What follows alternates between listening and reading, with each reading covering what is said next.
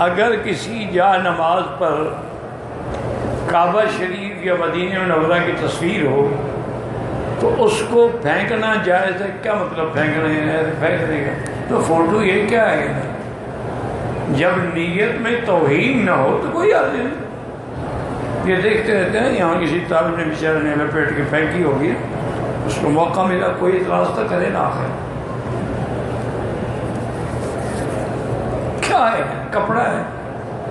انسان کو جو پھینک دیتے ہو وہ تو تصویر سے افضل ہے۔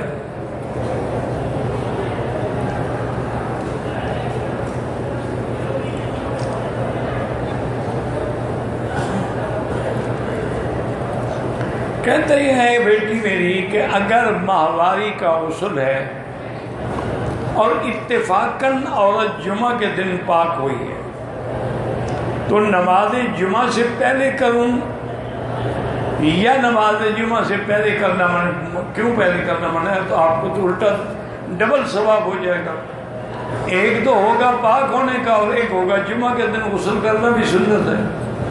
حضور پاک صلی اللہ علیہ وسلم کی حدیث ہے کہ جمعہ کے دن آدمی غسل کرے، اچھے کپڑے پہنے، خوشبو لگائے، یہ سنت ہے حضور صلی اللہ علیہ وسلم کی، تاکہ وہ جب اتنے بڑے اجتماع میں آئے تو اس سے کسی کو نفرت محسوس نہ ہو۔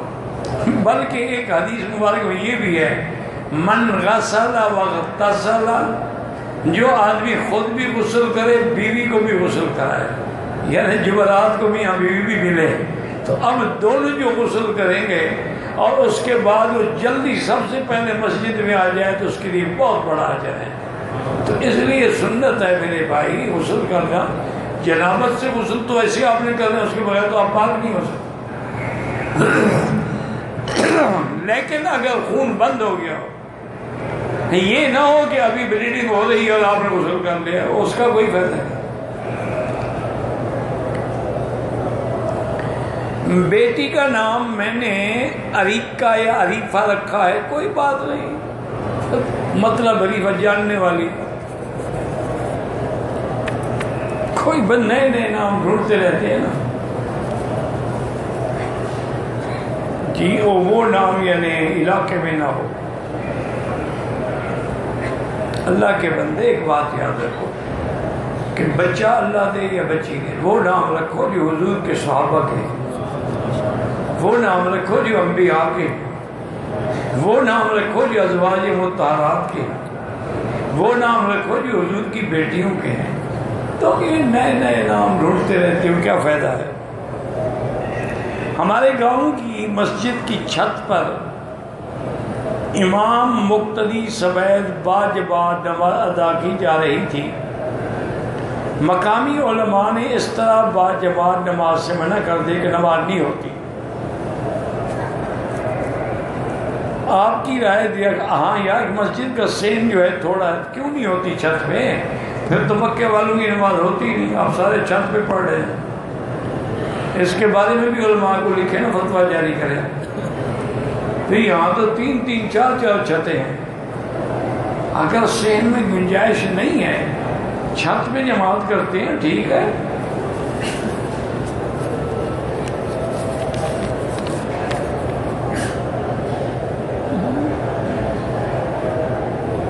یہ پتہ نہیں کیا ہے بھائی، کوئی نظم ہے، میری بال کیوں دیر اتنی کھری، تم نے بھی اللہ کی اطاعت میں دیر کی ہوگی نا۔ ایک عمرہ کئی لوگوں کی طرف سے نہیں ہو سکتا، موبائل سے بھی تصویر بغیر ضرورت کے لینا جائز نہیں ہے۔ کسی کی طرف سے طواف کرنا ہو تو 7 چکر لگے، ہم تو کیا کریں گے اپنے لیے 7 لوگوں کے لیے 6، طواف 7 کے بغیر ہوتے ہی نہیں یار، عقل کی بات کرو۔ یہ بھئی نظم ہے، کسی کو یاد کرنی ہو تو رکھ لو، مجھے تو شوق نہیں رہا اب نظم یاد کرنے کا۔ ہم انڈیا سے آئے ہیں، ہندو سے ہمارا جھگڑا ہو گیا ہے، ہندو نے ہماری مسجد مدرسے میں توڑ پھوڑ آگ لگانا شروع کر دی، ہم نے گولی چلائی کہ ہندو مر گیا، ہائی کورٹ میں کیس چل رہا ہے، اللہ آپ کی مدد کرے، آپ حق پر ہیں، انشاءاللہ اللہ مدد فرمائیں گے۔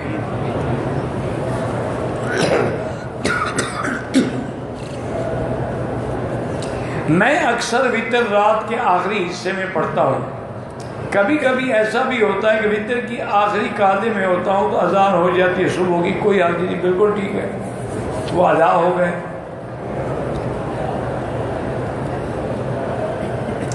اگر کوئی نعت یا حمد عورت کی آواز میں ہو، ویڈیو نہ ہو، صرف یعنی آواز سننا بھی تو منع ہے نا. عورت کی آواز پر بھی پردہ ہے. عورت اگر قرآن بھی تلاوت کرے آپ نہیں سن سکتے. نعت تو بڑی دوسرے نمبر کی چیز ہے نا، اصل تو قرآن ہے. وہ قرآن کی تلاوت بھی نہیں کر سکتی، اور کرے تو عورتیں سنیں مرد نہ سنیں، کیونکہ آواز میں بھی تو فتنہ ہوتا ہے نا.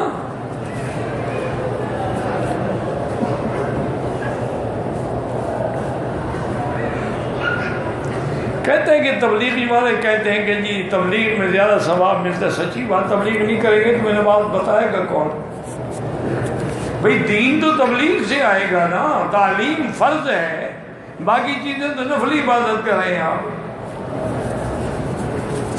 اگر تمہیں ان کی کسی بات پہ اعتراض ہے تو ان کو معاف کر دو، ان کے ساتھ نہ جاؤ، نہ ملو.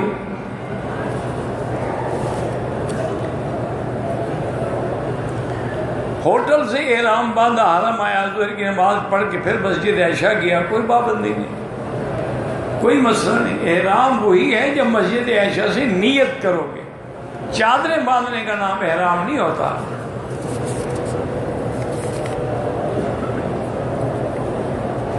مسجد نبوی میں 40 نمازوں کی حدیث موجود ہے، بالکل موجود ہے.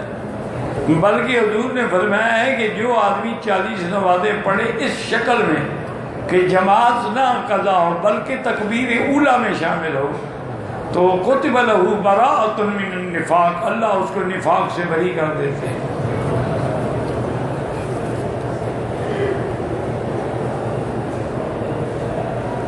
کہتے ہیں جی کہ صفا مروہ جب ہم دوڑ رہے ہوتے ہیں تو ہر دفعہ صفا پر اور مروہ پہ کھڑے ہو کے دعا کرنا کوئی ضروری نہیں، لیکن یہ وہ مقامات ہیں جہاں دعا قبول ہوتی ہے. اب تمہاری مرضی ہے، کرو کرو، نہ کرو نہ کرو.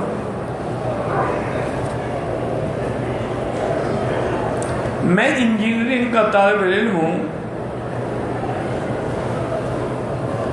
کالج میں نے پوزیشن لی، حکومت سے کچھ وظائف ملے ہیں.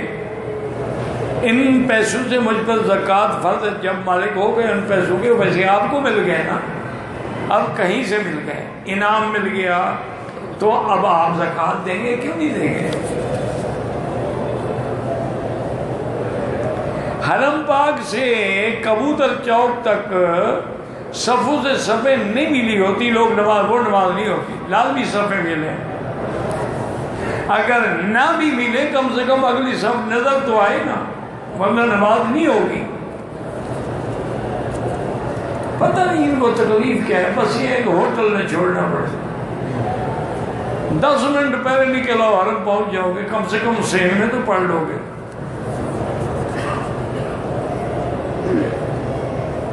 کچھ لوگ جوتی ہاتھ میں لے کے طواف کرتے ہیں، کوئی حرج نہیں، وہ نیچے رکھے، کوئی لے جائے یا بھول جائے.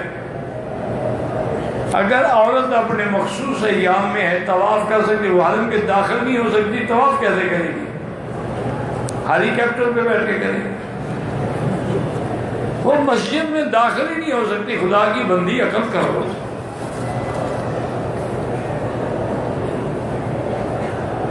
عمرے کے ادا کرنے کے بعد عورتوں کا غسل کرنا، کسی کا بھی غسل کرنا عمرے کے بعد فرض نہیں ہے، پہلے سنت ہے. بعد میں تو آپ کی مرضی ہے نا کہ آپ آرام کے لیے کرتے ہیں کہ مٹی نہ رہ جائے، وہ بال نہ رہ جائیں. لوگ کہتے ہیں کہ حضرت علی کی پیدائش خانہ کعبہ میں ہوئی تھی. ٹھیک ہے، کہتے ہیں ہوئی تو کیا ہو گیا اگر ہوئی بھی ہو. اصل بات یہ ہے کہ لفظ کعبہ جو لکھا ہے نا تو لوگوں کو غلط فہمی ہو گئی ہے. حالانکہ قرآن میں ہے ہادین بالغ الکعبہ، کہ حج کی بکری کعبے میں ذبح کرو. تم کہاں ذبح کرتے ہو؟ مینا میں. تو نتیجہ کیا نکلا کہ پورے حرم کا نام جہاں حرم ہے، مسجد الحرام ہے، وہاں کعبہ بھی حرم کا نام ہے. تو حضرت علی کا گھر چونکہ حرم میں تھا تو کسی نے لکھ دیا مولود کعبہ، ان کے ہاتھ میں آ گیا جی کعبے کے اندر پیدا ہوئے. پھر دیوار پھٹ گئی نکلنے کے لیے، شیر خدا جو نکلے کعبے کی دیوار پھاڑ کے نکلے.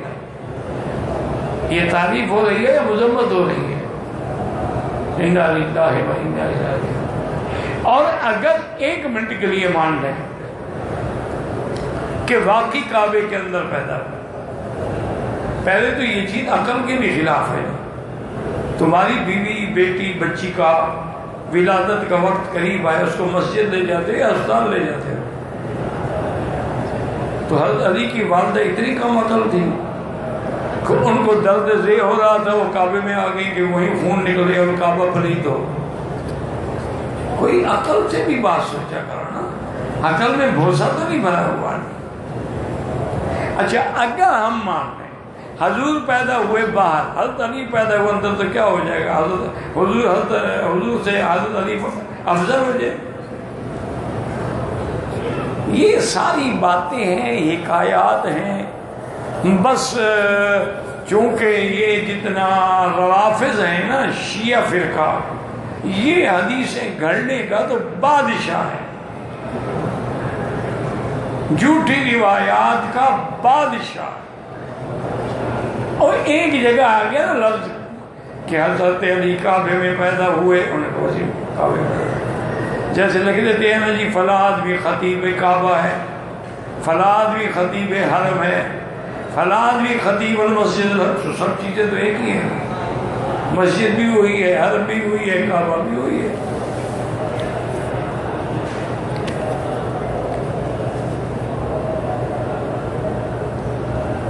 اگر ہم مرد عورت بچوں کی جنازہ کٹ پڑھ رہے تو اسی دعا میں میرے بھائی سب آ جاتا ہے.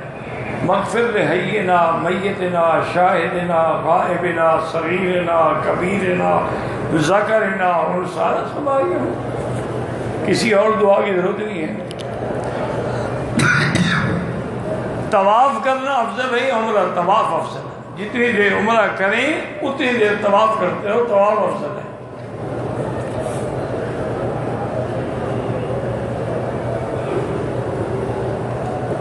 ایک عورت نے عمرے کی نیت کر لی اور احرام بھی پہن لیا. عورت کا احرام تو خیر ہوتا کوئی نہیں، پتہ نہیں کیا بھلا ہو گئی ہے لوگوں کا، احرام احرام احرام احرام. عورت کا کوئی احرام ہے ہی نہیں شریعت میں، جو کپڑے پہنے ہوئے بس وہی کافی ہے. اس نے ایک تمباکو والا پان کھا لیا تو کچھ نہیں ہوتا. کیوں دم پڑے؟ تمباکو والے پان میں خوشبو تھوڑی ہوتی، بدبو ہوتی ہے. تو تمباکو میں خوشبو آتی ہے.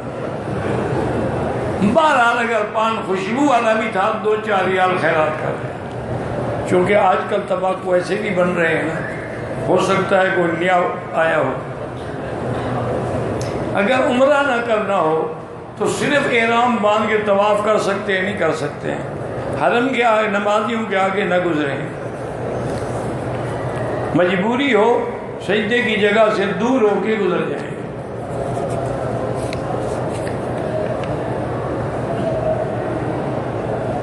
امام ابو حنیفہ کا پورا نعمان ابن ثابت، احمد بن محمد بن حنبل، امام مالک کا نام مالک ہی تھا، اور امام شاہ محمد بن ادریس شافعی.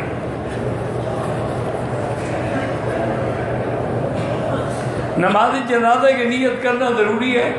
نیت کے بغیر تو کوئی عبادت ہوتی نہیں، نہ کوئی نماز ہوتی. اصل نیت وہی ہے جو دل میں ہے. زبان سے کہنا ضروری نہیں ہے کہ نماز پڑھتا ہوں یا جنازہ پڑھتا ہوں یا بچے کا یا بچی کا. پاکستان میں آپ کا ذکر مولانا صاحب کے سامنے میں نے کہا مکی صاحب ان بہت سی باتوں کو غلط کہتے ہیں. بہرحال گزارش یہ ہے کہ اس نے جو بھی کہا ہوگا ٹھیک کہا ہوگا، میں تو اس کی تردید نہیں کرتا. اللہ کے بندے ہیں، انہیں پتہ نہیں ہے. ایک ہے پاکستان میں آپ بیٹھ کے درس دیں، ہندوستان میں بیٹھ کے درس دیں. ایک ہے کہ سرزمین حرم میں درس دیں، جہاں حکومت بھی فقہ حنبلی کی ہو. اور جہاں شافی بھی ہوں، حنفی بھی ہوں، مالکی بھی ہوں، جہاں اہل حدیث بھی ہوں، تو پھر لازمی بات ہے کہ آدمی کو بعض مسائل میں ایسی سختی نہیں کرنی چاہیے کہ ایک مسئلے کی وجہ سے سارا قصہ ختم ہو جائے۔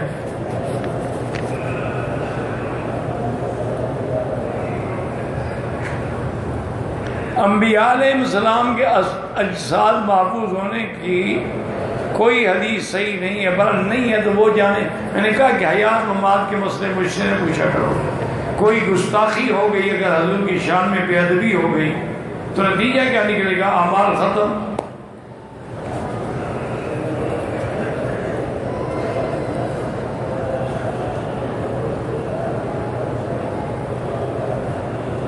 کہتے ہیں کہ جو ساتھی آپ کے یوٹیوب پہ اور فیس بک پہ آپ کے درس ریکارڈ کرتے ہیں، اس سے ہزاروں کی تعداد میں لوگوں کو فائدہ ہو رہا ہے۔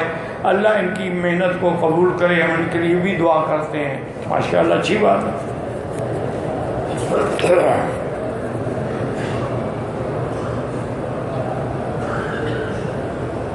بہرحال یہ میں نے بس بتایا نا آپ کو کہ بھی حیات انبیاء یا ان کی ممات یا وفات کے بارے میں یہ ایسا مسئلہ نہیں ہے کہ جس پہ سر کھپایا جائے۔ نہ قبر میں ہم سے پوچھیں گے کہ تم حیات النبی کے قائل ہو یا نہیں ہو، نہ میدان محشر میں پوچھیں گے۔ اس لیے جتنا قرآن میں ہے، حدیث میں ہے، اس پر ہمارا ایمان ہے۔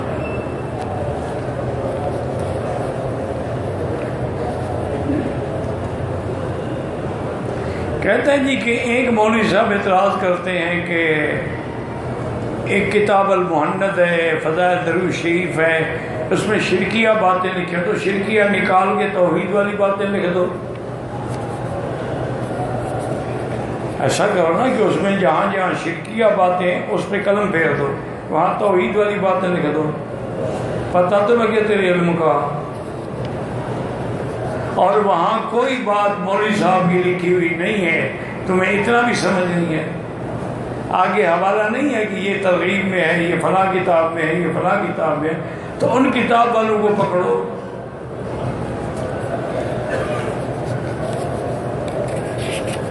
اعتراض جو کرنا ہے جی وہ تو کسی پہ بھی ہو سکتا ہے۔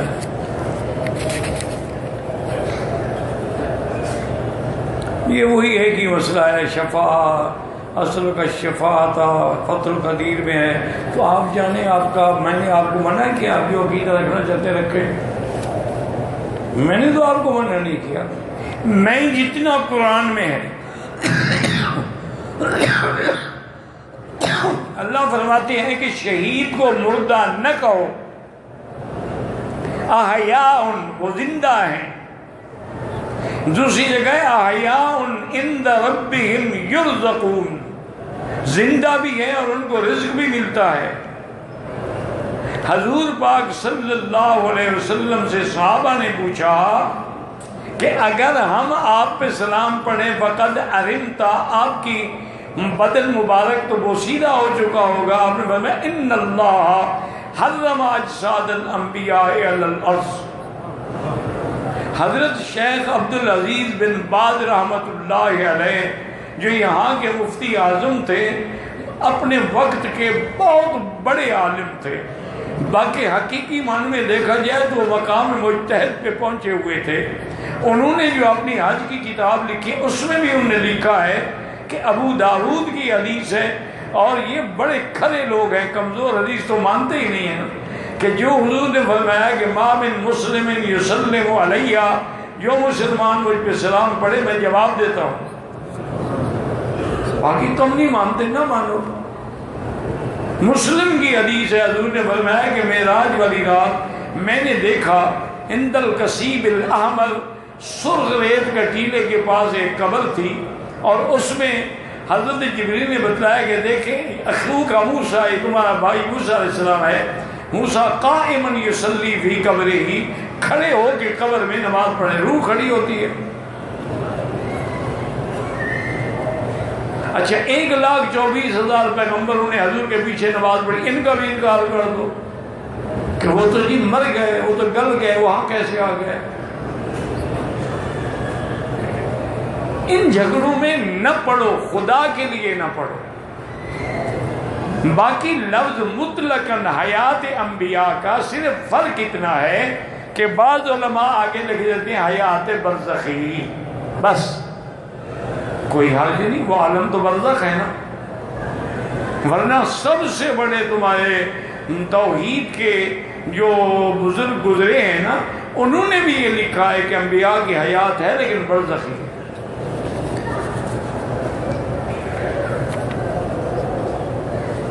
حرم میں لوگ تصویر لیتے ہیں، ناجائز ہے۔ ہر طواف میں 7 چکر ہوتے ہیں، اگر کوئی چکر رہ جائے طواف مکمل نہیں ہوگا۔ کسی زندہ کے لیے آپ اپنے لیے کر کے اس کے لیے دعا کریں۔ طواف کے علاوہ حجر اسود کو چومنا منع ہے۔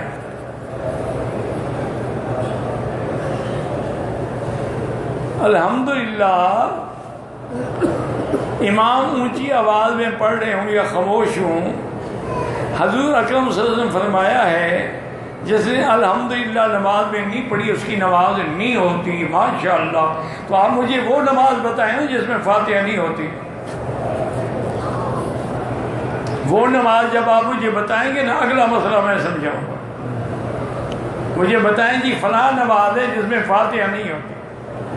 اللہ کے بندے، میں نے نہیں پڑھی، امام نے پڑھی، فاتحہ تو نماز میں آ گئی نا۔ فاتحہ نہ پڑھی جاتی تو نماز نہ ہوتی نا، چونکہ حضور کی حدیث ہے من کان لہ امام وقراۃ الامام لہ قراۃ، امام کا پڑھنا جو ہے ہمارا پڑھنا۔ اچھا اب آپ ماشاءاللہ خدا مسئلہ سمجھتی، ظہر کی نماز میں مثلا امام نے ایک آیت پڑھ لی سجدے والی، تو امام سجدہ تلاوت کرے گا کہ نہیں کرے گا؟ کرے گا نا، لازماً، چاہے ظہر ہو چاہے عصر ہو۔ اچھا جب امام سجدہ کرے گا ہم کھڑے رہیں گے، ہم بھی سجدہ کریں گے؟ تو ہم نے نہ سنا ہے، ہم کیوں کریں؟ معنی یہ ہے کہ امام کا پڑھنا ہمارا پڑھنا ہے۔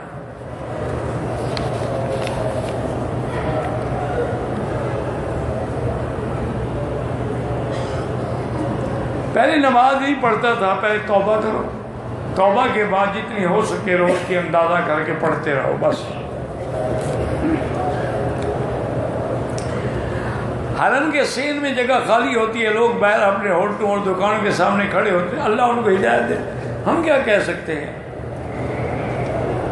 اگر کوئی بیوی سے کہے کہ اگر آپ نے یہ کام کر دیا یا یہ کام نہیں کیا تو میں طلاق دوں گا، اس سے طلاق نہیں ہوا، دوں گا سے نہیں ہوتی۔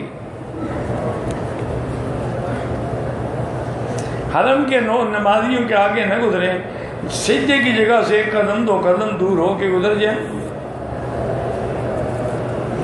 سفر کے دوران نمازیں 2 اکٹھی پڑھ سکتے ہیں، ہاں پڑھ سکتے ہیں۔ میری بہن بے اولاد ہے، اللہ صاحب اولاد کرے۔ احرام کی حالت میں خوشبو کو چھونا منع ہے، کعبے ہاتھ نہ لگائیں نا، بعد میں لگائیں۔ حتیٰ کہ بیت الخلاء میں جو شیمپو ہے اگر اس سے بھی ہاتھ دھوئے آئے 2-4 ریال خیرات کریں۔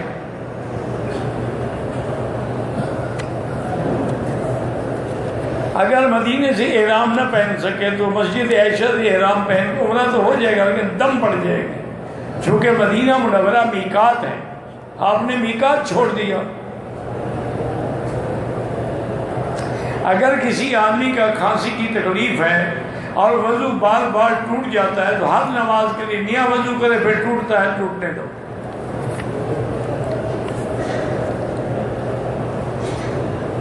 اگر کسی شخص کی نظر دوسرے شخص کی ناف سے نیچے پڑی ہے، اس کا وضو تو رہے گا لیکن گناہگار تو ہے نا، دیکھنے والا بھی دکھانے والا بھی،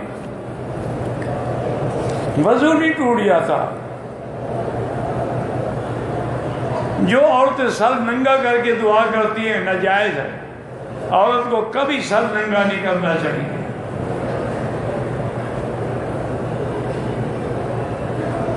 اللہ کی محبت دل میں کیسے پیدا ہو؟ اللہ والوں کے ساتھ رہیں۔ دیکھو نا، دنیا والوں کے ساتھ رہو گے تو دنیا کام سیکھو گے، اللہ والوں کے ساتھ رہو گے تو اللہ والوں کی محبت اور حرابت پیدا ہوگی۔ میلاد بنانے کے حوالے سے جو بدعتی ہم سے چندے مانگتے ہیں نہ دیا کریں، چونکہ ناجائز ہے، پیسے بھی ضائع گئے۔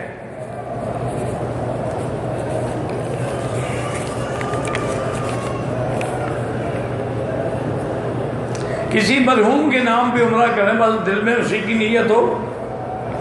اسی طرح طواف ہے، دل میں نیت اللہ اس کے لیے ہے، بس اللہ ثواب دیں گے۔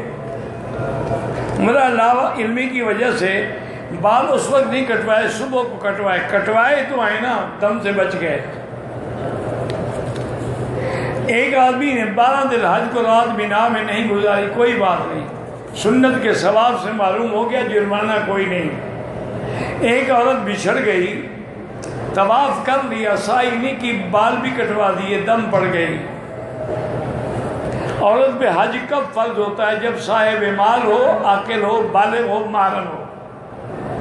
شوہر کی کوئی ذمہ داری نہیں کہ اپنی بیوی کو حج کرائے، کرا دے، اس کی مہربانی ہے۔ اکثر ہمارے افسر جو ہیں سرکاری کاموں میں پیسے لیتے ہیں، بالکل حرام ہے، رشوت ہے۔ خانہ کعبہ سے ملتزم پر امام نظر نہیں آتا، نہ آئے نظر، ضروری تو نہیں کہ ہم دیکھیں۔ اگر امام نیچے ہم یہاں کھڑے ہو کیسے نظر آئے گا؟ نظر آنا تو ضروری نہیں۔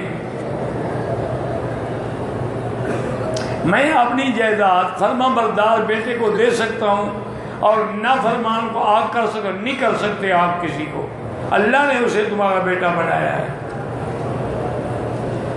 ہمارے خاندان میں عورتوں کو وراثت میں مکمل حصہ نہیں دیا جاتا، قیامت میں دیں گے انشاءاللہ، وہ زمین کا ٹکڑا ان کے گلے میں ڈالا جائے گا۔ مسجد الحرام میں جہاں بھی دعا مانگو، دل سے مانگو، قبول ہوتی ہے۔ طواف میں، حجر اسود کے سامنے، حتیم میں، صفا پہ، مروہ پہ۔ اگر اوپر کی منزل میں طواف بڑا لمبا ہو جاتا ہے، تھک جائیں تو بیٹھ سکتے ہیں، بیٹھ سکتے ہیں۔ دانتوں میں اکثر تکلیف رہتی ہے، زمزم سے کلی کریں اور دعا کریں۔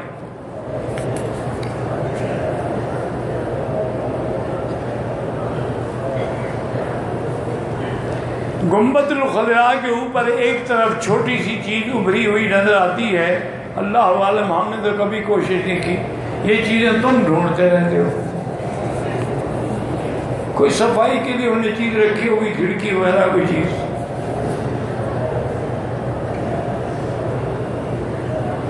اگر مکے میں رہتے ہوئے دوبارہ عمرہ کرنا چاہیں، تنعیم یا جیرانہ یا سیل الکبیر، سیل الکبیر تو میقات ہے نا، وہاں سے عمرے کا تو وہی ثواب ہے جو تم پاکستان سے کر کے آئے ہو، وہ تو میقات کا عمرہ ہے۔ ہم گروپ میں کچھ لوگ داڑھی کٹاتے ہیں کہ داڑھی سخت ہے، سنت ہے، رکھی تو ثواب ہے، نہ رکھی تو سنت نہیں ہے، داڑھی رکھنا واجب ہے۔ کٹانے والا فاسق و فاجر ہے اور گناہ کبیرہ ہے، یہ آپ کو کس نے کہا ہے؟ بہرحال حضور کے سامنے زندگی میں ایک آدمی آیا تھا جس کی مونچھیں تھی، داڑھی نہیں تھی، تو حضور نے منہ پھیر دیا۔ اسی چیز کو دیکھ کے بعض علماء کہتے ہیں بھی تمہارا سلام بھی قبول نہیں ہوگا۔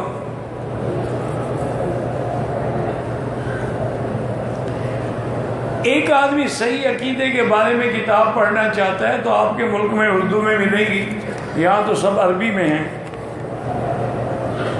میں پاکستان سے ہوں، 3-4 سالوں سے بے روزگار ہوں، استغفار زیادہ پڑھو۔ تم 2 دن پڑھتے ہو، کہتے بس کام ہو جائے۔ اگر کسی نے بیوی کا غلط راستہ استعمال کیا، اس پہ اللہ کی لعنت ہے، اللہ کے نبی کی بھی لعنت ہے، گناہ گار ہے، بد کردار ہے، توبہ کرے۔ حدیث ہے من اتی دبر امرأتہ فعلیہ لعنت اللہ، جو آدمی عورت کو پیچھے سے استعمال کرتا ہے اس پہ اللہ کی لعنت ہے۔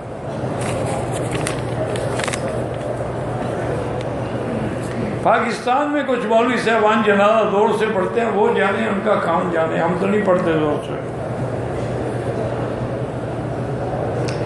عمرہ اول پتہ نہیں، بہرحال انشاءاللہ دعا کریں، اللہ جو لا اولاد ہیں ان کو اولاد صالح عطا فرما۔ حضور کی داڑھی مبارک جو ہے سینے تک تھی، اسی لیے اماں اربا نے اندازہ لگایا ہے کہ ایک مشت کم نہ ہو۔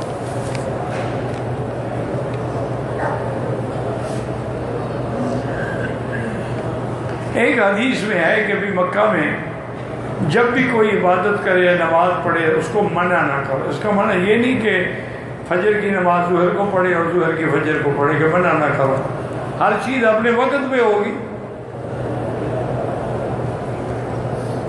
سیرت النبی اور موضوعات پر کیسٹ میں کہاں ملیں گے؟ میرے پاس تو نہیں ہے، بہرحال کسی انٹرنیٹ پہ آپ کو مل جائیں گے۔ اگر کوئی عورت نماز نہ پڑھتی ہو، امام احمد بن حنبل کے نزدیک تو کافر ہو جاتے ہیں، نکاح بھی ٹوٹ جاتا ہے۔ امام ابو حنیفہ اور باقی ائمہ فرماتے ہیں کہ وہ گناہ گار ہے، اس کے ہاتھ کا پکا ہوا کھانا کھا سکتے ہیں۔ کھانا تو ہم ہندو کے ہاتھ کا پکا ہوا بھی کھا سکتے ہیں، تو بیوی کا کیوں نہیں کھا سکتے؟ لیکن بہرحال نصیحت کرو ایسی بیوی کو جو نماز نہ پڑھے، اس کو گھر میں نہ رکھو تو بہتر ہے، سزا دو، ماں باپ کے پاس بھیجو۔ بعض لوگ جب نماز شروع کرتے ہیں تو کان انگوٹھوں کو لگاتے ہیں، بہرحال کسی طرح کرو نماز ہو جاتی ہے۔ مجھے کمر میں تکلیف ہے، اللہ سب کی تکلیفیں دور کرے۔ اگر عمرے کے طواف اور صفا کے دوران وضو ٹوٹ جائے، طواف تو بغیر وضو کے نہیں ہوگا، صفا ہو جائے گی۔ نفلی طواف ہو یا فرضی طواف ہو، بغیر وضو کے نہیں ہوتا، ٹوٹ جائے چھوڑ دیں، وضو کر کے پھر پورا کریں۔ ہاں اگر تھک جائے تو بیٹھ سکتا ہے۔ اگر دوبارہ حج یا عمرے پر آئے تو کیا طائف سے زیارت کی واپسی پر احرام باندھنا بالکل ضروری ہے؟ طائف میقات ہے۔ ایک آدمی جو حرم کے اندر نماز پڑھتے ہے اس کا زیادہ ثواب ہے۔ حیض سے 10 دن پورے ہو گئے ہیں، اب دوبارہ خون آیا تو یہ حیض نہیں ہے، آپ غسل کریں، حرم آئیں، نماز پڑھیں، عمرہ کریں، سب جائز ہے۔ میری ہمشیرہ نے صفا مروہ کی صفا کے 5ویں چکر پر مروہ پر کسی دوسری عورت کے بال کاٹے، اس پہ دم پڑ گئی۔ وابتغوا الیہ الوسیلہ کا معنی اللہ کا تقرب حاصل کرو، یہ نہیں ہے کہ وسیلہ جا کے پکڑ کے لے آؤ۔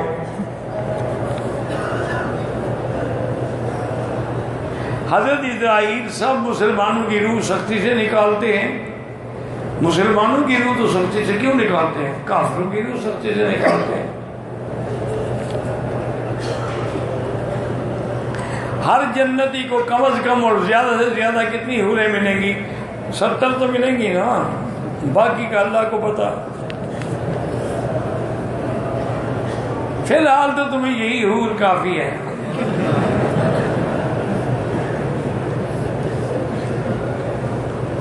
قیامت کی تو قیامت میں دیکھی جائے گی۔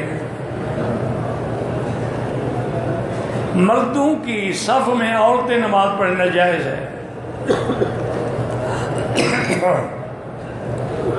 اگر عمرے کے بعد طواف صفا کے بعد اپنے ہاتھ سے حلق کرے جائز ہے۔ مسجد عائشہ میقات نہیں، عمرہ کرنا جائز ہے۔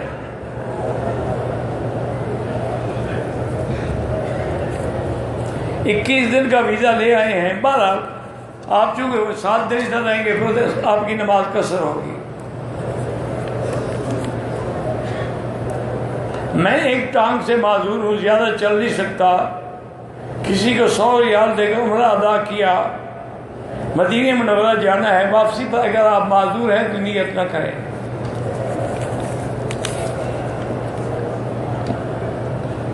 عمرہ مکمل کرنے کے بعد احرام کھولنا ضروری ہے، بالکل ضروری ہے، لیکن اگر اسی میں ہم نے طواف کر لیا تب بھی کوئی حرج نہیں۔ کسی نے کہا ہے کہ 50 چکر حرم کے لگاؤ، تو بڑا انشاءاللہ 50 چکر تک زندہ بھی نہیں رہے گا، فوت ہو جائے گا۔ حرم کوئی چھوٹا ہے، وہ کسی نے کہا ہوگا 50 طواف کرو، حرم کے چکر کا کیا معنی؟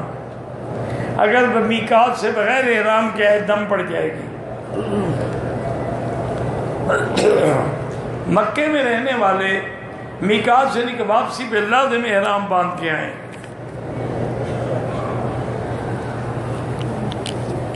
پھر تم قطع اکٹھے کرتے رہتے ہو۔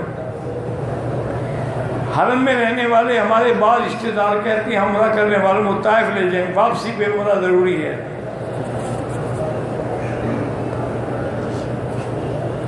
طواف کے دوران خانہ کعبہ پر نظر نہ ہو، نیچے نظر ہو۔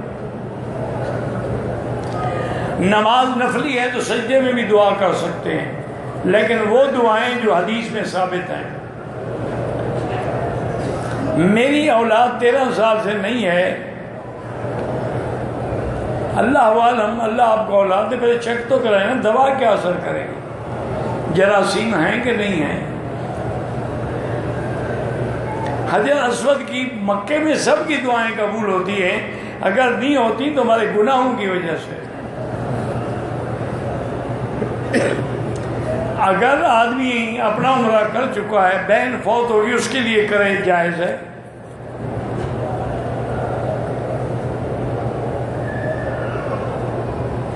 پتہ نہیں کیا کیا چیزیں لکھی ہیں۔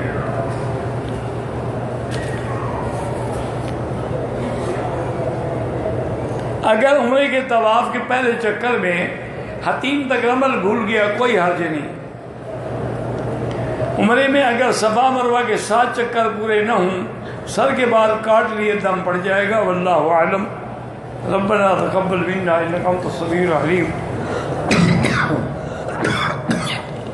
وتب علینا انک انت التواب الرحیم۔ اللهم اجعل لنا وللمسلمین من كل هم فرجا ومن كل ضيق مخرجا ومن كل بلاء عافیہ۔ یا اللہ بیماروں کو شفا عطا فرما، بے حیاؤں کو حیا عطا فرما، بے دینوں کو دین عطا فرما، بے اولادوں کو اولاد عطا فرما۔ یا اللہ جتنے دینی مدارس ہیں، ادارے ہیں، سب کی حفاظت فرما۔ یا اللہ دین کے کام کرنے والوں کی حفاظت فرما۔ یا اللہ مسلمان فلسطین میں ہیں، کشمیر میں ہیں، عرب میں ہیں، عجم میں ہیں، ان کی جان مال آبرو عزت کی حفاظت فرما۔ ربنا آتنا فی الدنیا حسنہ وفی الآخرۃ حسنہ وقنا عذاب النار۔ صلی اللہ تعالی علی خیر خلقہ سیدنا محمد وعلی آلہ وصحبہ اجمعین۔ اللہم صلی علی سیدنا محمد